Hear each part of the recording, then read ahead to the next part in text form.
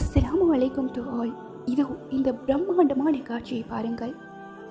அல்லாஹ்வின் அழைப்பு, அல்லாஹ்வின் இடத்தில் பணக்காரர் ஏழை என்ற வேறுபாடோ, உயர்ந்தவர் தாழ்ந்தவர் என்ற பாகுபாடோ இல்லை.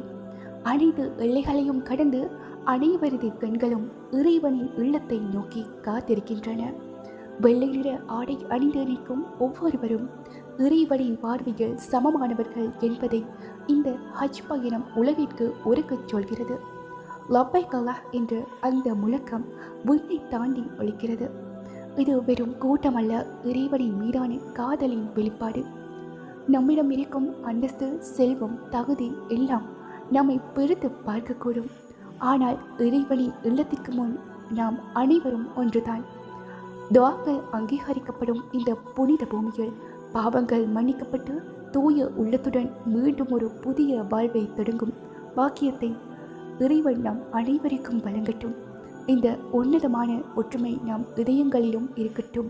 சகோதரத்துவத்துடன் இணைந்திருப்போம். இந்த புனித பயணத்தை நாமும் ஒருமுறை மேற்கொள்ள அந்த வல்ல இறைவன் அருள் புரிவானாக. ஆமீன். எல்லா புகழும் இறைவனுக்கே.